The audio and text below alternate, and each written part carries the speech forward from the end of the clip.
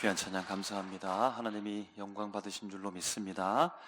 주님의 은혜로 날마다 숨쉬는 순간마다 그 은혜를 발견하는 우리 모두가 되시기를 주님의 이름으로 축복합니다. 할렐루야.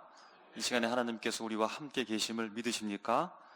성령께서 우리 마음 가운데 내주하시고 우리의 마음의 문을 열며 하나님께서 함께 하시는 그 은혜를 도우신다는 사실을 믿으시고 주님 앞에 열린 마음으로 말씀 가운데 함께 은혜 받으시기를 주의 이름으로 축복합니다. 여러분, 우리는 왜 같은 잘못을 자꾸만 반복하면서 살아갈까요? 한 번이 아니라 두 번이 아니라 매번 어쩌면 같은 잘못을 계속해서 반복한다는 겁니다. 후회도 합니다. 내가 왜 그랬을까?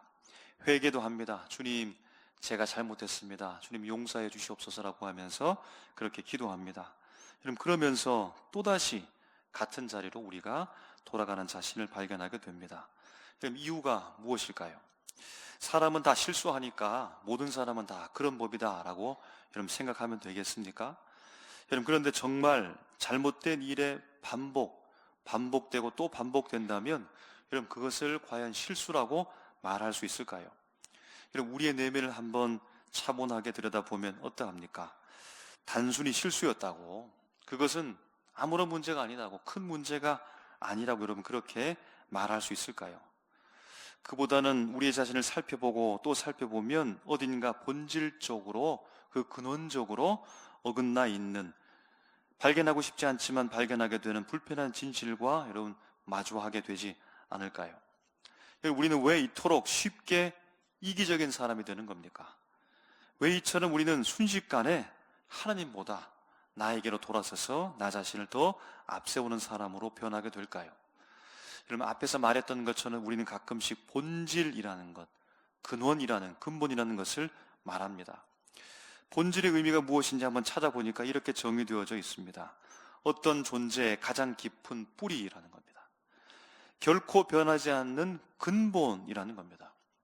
여러분, 사과를 아시죠? 사과가 있는데 이 사과가 사과 주스로 변합니다. 사과잼으로 변합니다. 말린 사과가 되기도 합니다. 여러분, 그렇게 등등으로 변할 수 있습니다. 하지만 여러분, 그 안에 흐르는 사과다움이라고 하는 것은 변하지 않는데 여러분, 그것이 사과의 본질이라는 겁니다. 여러분, 많은 집이 있죠. 집이 있습니다. 집 모양도 다르고 크기도 다르고 또 세월도 다릅니다. 오래된 집, 또 신형 집이 그렇게 있는데, 하지만 집이라고 하는 이 용도의 집다움은 변하지 않죠. 여러분, 그것이 바로 집의 본질이라는 겁니다. 여러분들이 지금 앉아있는 의자가 있습니다. 의자가 다양합니다. 다양한 의자들이 있습니다. 여러분, 그런데 눈을 감고 한번 우리가 생각하면 그려지는 의자 하나가 있을 겁니다. 여러분, 변하지 않는 그 의자다움이 의자의 본질이라는 겁니다. 여러분, 그러면 여기서 중요한 것이 있습니다. 여러분, 인간에 대한 질문입니다. 인간의 본질은 무엇일까요? 인간다움이라고 하는 것은 여러분 무엇입니까? 여러분, 우리 본 건물 정면에 옆에 예담관이 있는데 4층을 몇 년 전에 아름답게 지어져 놓았습니다.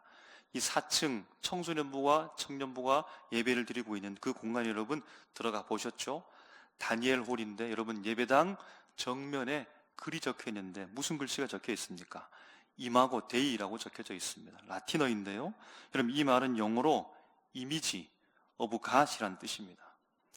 이마고 데이에서 데이라고 하는 것은 여러분 데우스 들어보셨죠? 데우스라고 하는 것은 신인데 신의 소유격이 데이입니다. 이마고 데이, 이미지 오브 갓이라 된 겁니다. 여러분, 그러니까 무슨 뜻입니까? 하나님의 형상이라는 겁니다. 인간의 본질은 하나님의 형상이라는 겁니다. 각각 다양한 모습으로 우리가 창조되어졌고 다양한 모습으로 살아가고 있지만 그 속에 있는 본질, 인간의 본질, 인간다움이라고 하는 것은 하나님의 형상이라는 겁니다. 여러분, 그리고 여기에서 더 중요한 질문이 있습니다. 그렇다면 인간은 실제적으로 인간다움, 하나님의 형상으로서 그 본질로서 살아가고 있는가라고 하는 질문입니다. 여러분, 우리는 모두가 다 알고 있습니다. 예수님을 믿고 교리적 공부를 하신 분들은 다 알고 있습니다. 인간은 하나님의 형상을 잃어버렸다는 겁니다. 죄로 말미암아 하나님의 형상이 깨어져 버렸다는 겁니다.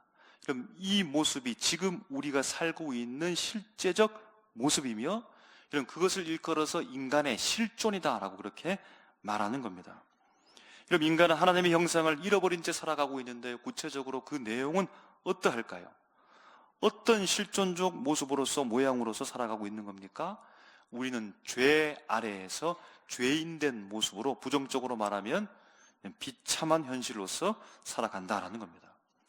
여러분, 그것을 오늘 본문 속에서 6절에서 이렇게 말하는 겁니다. 연약할 때에 라고 말합니다. 경건하지 않은 자라고 말합니다. 8절에 죄인 되었을 때에 라고 이렇게 표현하는 겁니다. 그럼 연약할 때라는 말은 헬라어로 아스데논이라는 말인데요, 힘이 없는, 병든, 무능력한 뜻입니다. 여러분, 이는 그저 의지가 부족한 상태가 아니라 자기 구원에 대해서 손가락 하나도 까딱할 수 없는 전적 무능력한 상태를 의미한다는 겁니다. 그럼 신학자 그랜필드라는 사람은 이렇게 말합니다. 연약하다라는 말은 도덕적, 영적 근육이 완전히 마비되어져서 하나님께 반응할 능력이 전무한 상태를 가리킨다라고 분석하는 겁니다. 여러분, 이처럼 연약하다는 말은 인간이 스스로 결코 그 구원에 대해서 이룰 수 없으며 하나님에 대한 구원의 협력자가 될 수 없다라는 이 연약하다는 말은 그 실존적 선언이라고 말씀한다는 겁니다. 그럼 경건하지 않은 자라는 말은 헬라어로 아세본이라는 말인데요, 이 말은 합성어입니다. 없음과 경배하다가 합친 단어입니다. 여러분, 그러니까 경배함이 없는 겁니다. 인간의 마땅한 본분, 하나님께 드려야 할 그 영광과 경외심이 없다. 잘려져 나가버렸다. 그 상태 가운데 머물렀다라는 뜻이라는 겁니다. 여러분, 이 일은 수동적 무관심이 아니라 창조주 하나님을 향하여서 그 창조주의 권위를 인정하지 않은 적극적 무시인 겁니다. 내가 어쩌다 보니까 하나님을 경험하지 못했고, 내가 어쩌다 보니까 여기까지 떠밀려 와가지고 이렇게 나쁜 사람처럼 살아가고 있다고, 그게 아니고 적극적으로 반역을 일으킬 겁니다. 하나님 앞에 우리가 반기를 들었다는 겁니다. 이것을 그래서 종교적 반역이라고 그렇게 말하는 겁니다. 더글라스 무라고 하는 신약학자는 이렇게 말합니다. 하나님을 하나님으로 대접하지 않고 그분의 자리에 자기 자신이나 우상을 앉혀놓은 본질적 왜곡이 일어난 현상이다라고 정의하는 겁니다. 여러분, 그러니까 경건하지 않은 자, 아세본이라는 말은 인간의 본질, 자기 중심성을 폭로하는 말이라는 겁니다. 인간 속에 하나님을 삭제해버리고 내가 주인이 되어서 들어가고 있는 그 상태, 이것이 바로 인간의 실존이요, 경건하지 않은 자라고 하는 것은 인간 실존에 대한 세상을 향한 공포, 이렇게 증명하는 모습이다라는 겁니다. 그럼 세 번째, 죄인 되었을 때라는 말은 하마르톨론이라는 말인데요, 우리가 잘 아는 말입니다. 관역을 빗나가다라는 말. 여러분 잘 아시죠? 관역을 빗나가는 것이 죄라는 겁니다. 여러분, 인생에 있어서는 존재와 목적이 분명히 존재한다는 겁니다. 인생은 분명한 존재의 방향, 목적성을 가지고 있다는 겁니다. 그런데 이것이 완전히 뒤틀려 버렸다는 겁니다. 인생의 존재의 목적이 무엇일까요? 하나님의 영광을 위하여서 그 화살의 관역을 향해서 잘 날아가야 되는데 전혀 엉뚱한 방향으로 돌이켜서 간다는 겁니다. 그럼 그 방향이 어디일까요? 인간의 욕망이요, 인간의 욕심이라는 겁니다. 그래서 원래 날아가야 될 그 관역으로 빗나가서 원래 궤도를 이탈해버린 상태 속에서 우리가 지금 헤매고 있는 상태에 있다는 겁니다. 토마스 슈라이너라는 사람은 이 단어를 가지고서 죄인 되었을 때라는 말은 구체적인 어떤 행위라기보다는 하나님과 이미 원수된 상태, 그 신분을 말한다고 합니다. 여러분, 그러니까 인간이 죄를 지었기 때문에 죄인이 된 것이라기보다는 이미 궤도를 이탈하여 벗어나서 죄인된 실존의 상태에 있기 때문에 자꾸만 반복하여서 죄를 짓고 살아간다라는 겁니다. 그럼 정리하면 연약함이라고 하는 것은 무능력 상태입니다. 능력이 없다라는 겁니다. 경건치 않다라는 말은 적극적 반대자, 하나님을 향하여서 원수가 되었다는 겁니다.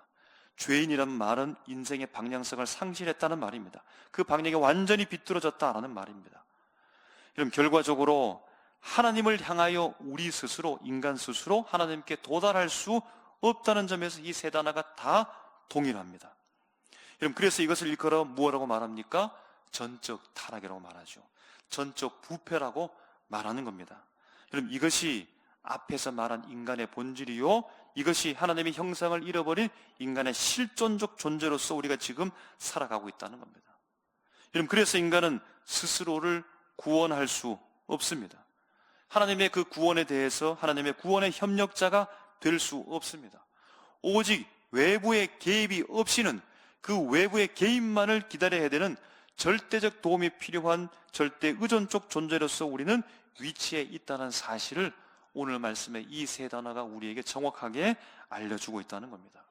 여러분, 그러니까 우리가 실수했지, 죄를 지었지, 여러분, 단순히 실수한 상태가 아니라 창조주와의 관계가 끊어진 상태 속에서 주님을 향하여 원수가 된 자로서 그 적대적 관계 속에서 매번 죄를 지으면서 살아가고 있습니다. 아스테논, 아세본, 관역이 빗나간 하마르톨론이라고 하는 것이 다 기준되는 하나님으로부터 다 벗어나 있다는 겁니다. 여러분, 이러한 실존의 상태에 놓인 우리를 향하여서 오늘 말씀 6절에 이렇게 말하는 겁니다. 그리스도께서 죽으셨다. 8절에서 말합니다. 우리를 위하여 죽으셨다라고 말합니다.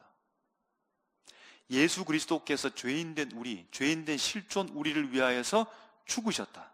하나님께서 독생자 예수 그리스도, 죄인된 우리의 실존을 구원하기 위해서 예수 그리스도, 그 하나밖에 없는 아들을 죽이셨다라는 말입니다. 여러분, 죽음이라고 하는 것은 두려운 말이죠. 쉬운 말이 아닙니다. 누구나 다 겪고 있지만 여러분, 함부로 입에 말할 수 없을 정도로 여러분 공포스러운 말일 수 있습니다. 여러분, 죽음이라고 하는 것, 하나님은 왜 이러한 비참한 방식, 이 어려운 방식을 선택하셨을까요?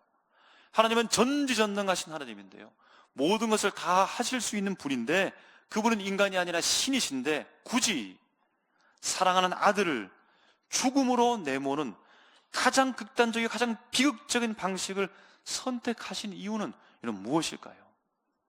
하나님은 신이시니까 여러 가지 다른 방법도 그렇게 선택할 수 있지 않을까요? 주님은 전지전능하시니까 그냥 어떤 법적 절차 없이 그냥 내가 너를 용서해 주겠다라고 말하면 되지 않겠습니까? 너희 죄를 다 탕감해 주겠다라고 그냥 선언해버리면 될 텐데, 그럼 이 방법이 더 좋지 않겠습니까? 그러면 쉽게 끝날 일이고 아무런 문제가 발생하지 않을 것 같고 괴롭고 가슴 아픈 이 일들이 결코 일어나지 않을 것 같은데 왜 하나님께서는 이 방법을 선택하지 않으셨습니까? 여러분, 이렇게 하면 무슨 문제가 생길까요? 여러분, 어떤 판사가 흉악한 범죄를 저지른 가해자를 향하여서 이렇게 말한다면 어떻게 될까요? 나는 자비로운 판사니까 당신을 그냥 무조건 사면하겠소 라고 한다면, 그런 판결을 내린다면 어떻게 될까요? 여러분, 이 판결이 자비로운 판결이 될까요? 이런 피해자의 고통을 무시한 범죄를 정당화하는 제2의 가해의 행동이 되지 않겠습니까? 여러분, 그냥 용서한다면 하나님은 우주 도덕적 질서의 파괴자로서, 불의한 통치자로 하는 그렇게 일컬음 받지 않겠습니까? 여러분, 그러면 아들을 죽이지는 말고 아들은 보내되 아들을 통하여 사람들을 가르치면 좋지 않을까요? 예수 그리스도를 완벽한 스승으로 보내시면 어떨까요? 여러분, 예수님께서 이 땅에 오셔서 때마다 시마다 사람들에게 말씀을 전하고 그들을 가르쳤죠. 여러분, 그런 것처럼 예수를 완벽한 교사로서 보내서 인격적으로 가르치면 요즘 시에도 참 어울리는 여러분 그런 맞는 방법이 되지 않겠습니까? 이 방법을 사용한다면 칼도 필요 없고 폭력도 필요 없고 모욕과 수치와 비참함도 분명히 없을 것 같은데 말입니다. 이런 무엇이 문제일까요? 수영을 전혀 하지 못하는 사람이 깊은 바다에 수영을 하다가 빠졌습니다. 이제 물에 잠깁니다. 숨이 넘어가고 있습니다. 가라앉고 있습니다. 그런데 저 해변가에서 확성기를 크게 틀어서 말하는 겁니다. 팔을 빨리 휘저으라고. 당황하지 말고 숨을 규칙적으로 쉬었다 내뱉었다가 좀 참으면서 위로 떠오르라고. 여러분, 그렇게 완벽하게 수영 교육, 수영 강습을 하게 되어지면 이 사람이 깨달아서 살아날 수 있을까요? 여러분, 그러니까 가르침만으로 인간 본질 속에 뿌리 박혀 있는 그 죄의 뿌리를 과연 뽑아낼 수 있겠는가라고 하는 겁니다. 여러분, 그러면 하나님의 아들을 죽이지 말고 천사를 죽이면 어떨까요? 제3자 어떤 사람을 대신 희생시키는 방법도 여러분 있지 않겠습니까? 이것에 대해서, 이런 질문에 대해서 안셀무스라는 사람은 왜 하나님은 인간이 되셨는가라고 하는 저서에서 이렇게 말합니다. 이런 예를 듭니다. 어떤 사람이 국가 전체 예산을 탕진할 만큼 어마어마한 무한대의 빚을 졌다는 겁니다. 이 딱한 사정을 알고 그 옆에 살고 있는 이웃이 제3자가 나타난 것이죠. 내가 대신 당신의 빚을 갚아주겠다고 자기가 살고 있는 모든 가정에 있는 부분들을 다 처분하고, 그래서 전 재산 1억 원을 가지고 모아서 주는 겁니다. 여러분, 이웃의 정성은 가상하지만 그가 가진 것을 통하여서 여러분 과연 갚을 수가 있을까요? 그의 유한한 이 재산을 통하여서 무한한 빚을 진, 여러분 그것을 갚기에는 턱없이 부족하다는 사실을 우리가 보게 되는 겁니다. 여러분, 우리가 잘 알고 있는 영국의 기독교 변증가 C.S. 루이스는 말합니다. 한 나라의 왕이 백성들에게 잘못을 했다면, 혹 백성과 백성이 큰 갈등 가운데 빠져 있다면, 이 상황을 해결하기 위해서 왕이 직접 나서는 것이 아니라 비서실장 보내고 신하 보낸다면, 그래서 그들을 통하여서 왕이 미안해 하신다고 이렇게 전달한다면 과연 진정성이 있는 사과가 되겠느냐라는 겁니다. 제3자의 희생은 고통을 겪는 피해자에게 감동을 줄 수 있겠는가라는 겁니다. 하나님이 천사를 보내 죽게 했다면, 하나님이 어떤 타인을 동원해서 그를 죽게 했다면 생색만 내는 분이 아니냐, 자기는 아무것도 하지 아니하고 그렇게 모든 것을 다 해결하려고 하는 분으로 전락되지 않겠는가라고 하는 겁니다. 여러분, 하나님께서는 어떻게 하셨을까요? 전지전능하신 하나님, 우리가 생각해봐도 수많은 방법이 있을 수 있는데, 위에 가지 세 가지 방법, 그 외에 다른 방식, 어떤 방식을 주님께서는 택하셨을까요? 이 방식이 아니라 곧 그리스도 예수, 하나밖에 없는 독생자 예수 그리스도를, 곧 자기 아들을 죽이시는 방법을 선택하셨다는 겁니다. 그 결과가 어떻게 됐을까요? 자기에게 하나밖에 없는 독생자 예수 그리스도를 죽게 하시는 이 선택 방법을 통하여서 이루어진 결과가 무엇인지 8절은 이렇게 표현하는 겁니다. 8절에 그리스도께서 우리를 위하여 죽으심으로 말미암아 하나님께서 우리에 대한 자기의 사랑을 확증하셨느니라. 아멘. 하나님께서 우리를 어떻게 사랑하시는지, 그 죄를 어떻게 해결하시는지, 하나밖에 없는 독생자 예수 그리스도를 우리를 대신하여 죽게 하심으로 말미암아 하나님이 우리를 얼마나 사랑하신지 그 사랑을 확증해 주셨다라고 말한다는 겁니다.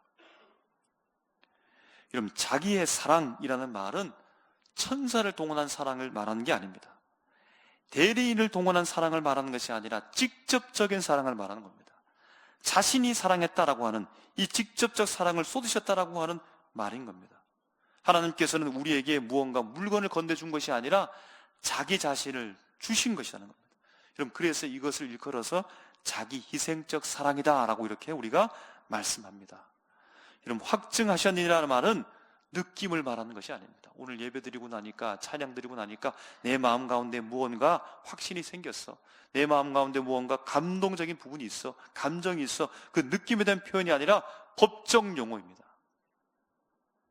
법정에서 증거를 내놓아서 입증했다라는 겁니다. 공개적으로 전시해 놓았다라는 겁니다. 그럼 여기에서 특이한 점은 이 확증하다라는 말은 확증했다라고 하는 과거형으로 쓰지 아니하고 확증하다라고 하는 현재형으로 사용하면서 그 효력이 지금도 발생하고 있다는 사실을 우리에게 알려준다는 겁니다.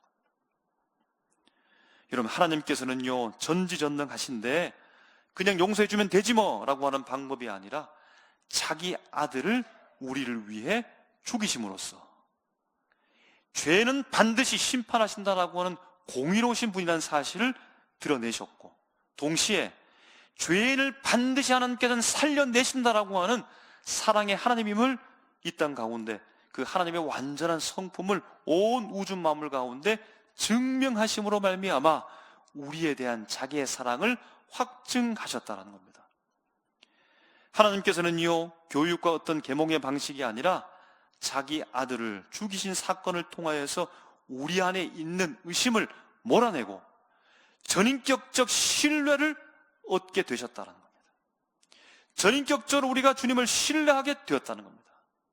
라인홀드 니버는요 이렇게 말합니다. 인간의 본질적인 문제는 몰라서 죄를 짓는 것이 아니라 하나님을 불신하기 때문에, 하나님을 신뢰하지 않기 때문에 죄를 짓는다라고 그렇게 말합니다. 이 말은 무엇입니까? 아들을 죽이신 사건을 통하여서 우리에게 믿음을 주셨다는 겁니다. 우리가 믿을 수 있도록 주님께서 해주셨다, 선물을 주셨다라고 하는 겁니다. 그러므로 말미암아 우리에 대한 하나님의 사랑을 확증하셨다라는 겁니다.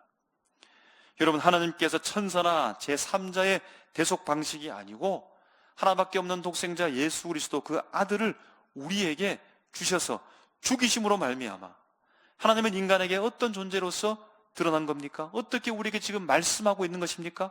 어떻게 그 사랑을 보여주고 있는 겁니까? 나는 너를 내 생명보다 더 사랑한다. 나는 너를 내 아들보다 더 사랑한다. 너는 나에게 그렇게 소중한 존재라고 주님께서 친히 보여주신 사건이 바로 예수 그리스도의 죽음에 대한 사건이라는 겁니다. 여러분, 사랑을 어떻게 보여주죠? 저분이 사랑이 크다는 사실을 어떻게 합니까? 대가가 클수록 사랑은 깊은 법이죠. 대가가 크면 클수록 사랑이 깊은 겁니다. 여러분, 그래서 부모님의 사랑이 위대한 것이죠.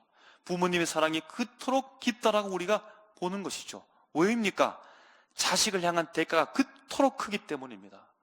자신을 위해서 그토록 희생하기 때문에 그 깊이가 얼마나 큰지 여러분, 자녀들이 감당할 수가 있습니까?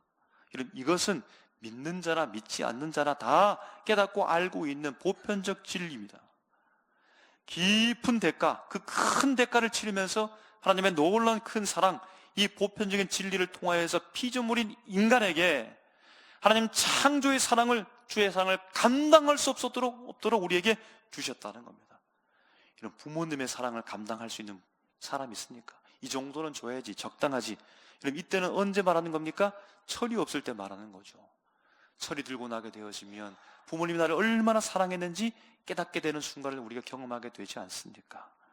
그럼 피조물된 인간을 창조주 하나님께서 그 희생의 깊은 대가를 통하여서 얼마나 깊이 사랑하고 있는가를 우리가 감당할 수 없도록, 자식들이 감당할 수 없도록 부모가 사랑을 베푸는 것처럼 하나님께서 오늘 우리에게 그 감당할 수 없는 사랑을 우리에게 부어주셨다는 겁니다. 이로써 우리에 대한 하나님의 사랑을 확증하셨다는 겁니다. 여러분, 우리는 연약하죠. 넘어지지요. 결단했지만 또 실수하게 되어지고 또 죄를 짓습니다. 여러분, 그러면 자꾸만 반복되어지면 스스로 자책합니다. 나는 왜 이럴까? 그러면서 주님 앞에 고백하게 되죠. 나는 정말로 희망이 없는 존재인가? 오늘 본문에서 말씀합니다. 우리가 연약할 때에, 경건하지 않을 때에, 죄인 되었을 때에 그리스도께서 우리를 위해서 죽으셨다는 거예요. 여러분, 그러므로 말미암아 사랑하는 성도 여러분, 우리가 넘어질 때마다, 죄책감에 빠질 때마다 나는 여전히 하나님의 사랑을 받는 존재일까라고 의심하지 마시기 바랍니다. 묻지 마시기 바랍니다. 이미 십자가를 통하여서 법정에서 확정된 판결에 대해서 자꾸만 여러분 의심하지 마시기 바랍니다. 라인홀드 니버가 말했던 것처럼 인간의 죄는 무지가 아니죠. 불신입니다. 하나님을 믿지 못해서입니다. 여러분, 사탄의 가장 오래된 전략이 바로 이것이지 않습니까? 우리에게 자꾸만 의심을 넣어주죠. 정말 그럴까? 아닐까? 너 죄 사함 받았는가? 아닌가? 너 사랑받는 존재인가? 아닌 것 같은데 다른 사람을 의심해라, 시기해라, 질투해라, 미워해라 라고 하면 자꾸만 의심을 우리에게 불어넣어 주지 않습니까? 의심이라고 하는 것이 진리를 향한 질문이면 좋은데 이런 대부분 다 그 의심은 자꾸만 불신으로 가는 것이죠. 하나님에 대해 자꾸만 의문을 품게 되는 것입니다. 여러분, 그럼에도 불구하고 자꾸만 우리에게 질문이 생깁니까? 정말 하나님은 나를 사랑하실까? 나를 기억하실까? 하나님은 참으로 선한 분이라서 나와 동행하실까? 선하게 나에게 역사하실까? 성령은 내게 떠나지 않고 나를 인도하실까? 나를 도와주실까? 여러분, 그 질문의 답은 분명합니다. 십자가입니다. 예수 그리스도의 그 죽음의 십자가가 답이며, 여러분, 이것은 하나님의 말이 아니라, 설명과 설득이 아니라 아들을 진짜 우리를 위해서 내어주신, 죽기까지 희생하신, 자신을 주신 사건이라는 사실을 기억해야 된다는 겁니다. 여러분, 그러므로 이제 우리는 어떤 존재로서 살아가고 있는 겁니까? 사랑받는 존재로서 살아가고 있는 겁니다, 여러분. 사랑받을 존재이기도 하지만 이미 우리는 사랑받은 존재로서 살아갑니다. 그 사랑의 깊이가 얼마나 큽니까? 하나님이 독생자 예수 그리스도를 우리를 위해서 죽이실 만큼 그 큰 사랑을 받은 자로서 살아가고 있습니다. 그러므로 말미암아 여러분, 사랑받은 자답게 살아가는 것이죠. 그 큰 사랑을 받음으로 말미암아 사랑받은 자답게 살아가는 삶은 무엇입니까? 자기 희생적 삶으로 살아가는 겁니다. 이런 부모가 자식을 사랑하고 자식이 그 사랑을 받으면서 나중에 그 자녀가 자라서 결혼을 하게 되어지고 아이를 낳게 되지면 어떻게 사랑하죠? 자신의 부모가 자식을 사랑했던 그 사랑을 닮아서 자신도 자녀를 사랑하면서 그렇게 사랑하면서 살아간다라는 겁니다. 우리는 하나님 앞에 사랑받은 자입니다. 우리는 주님 앞에 어떤 모습으로 살아가길 원합니까? 하나님께 시간을 드립니까? 물질을 드립니까? 봉사를 드립니까? 이런 그곳에 가장 중요한 것은 하나님을 향한 사람이며 그 사랑을 통하여서 다른 사람을 사랑하는 희생적 사랑으로 나가기를 주님께서 원한다는 사실입니다. 하나님의 그 큰 사랑을 받은 자로서 하나님이 내게 자신을 주심으로 말미암아 그 받은 사랑으로서 응답하는 것은 나 자신도 주님 앞에 드리며 세상 앞에 희생적으로 내놓는 것이 마땅한 응답이라는 것입니다. 사랑하는 삼일교회 성도 여러분, 십자가는 하나님의 사랑을 설명하기도 하지만 하나님의 나를 얼마나 사랑하는지 입증하신 사건입니다. 확증하신 사건입니다. 그러므로 말미암아 여러분 혹시 낙심 속에 빠져 있습니까? 예수 그리스도를 통하여서 확신 가운데 나아가시기를 주님의 이름으로 축복합니다. 의심 속에 살아가고 있습니까? 예수 이름을 통하여서 하나님을 신뢰하시기를 주님의 이름으로 축복합니다. 내 중심 속으로 자꾸만 이기적인 욕망 가운데 살아가고 있습니까? 예수님의 이름으로 하나님을 사랑하고 이웃을 사랑하는 그 사람으로 마땅한 바 하나님께서 원하신 사랑을 실천한 삶으로 나갈 수 있는 우리 모두가 되시기를 주님의 이름으로 축복합니다. 기도하겠습니다.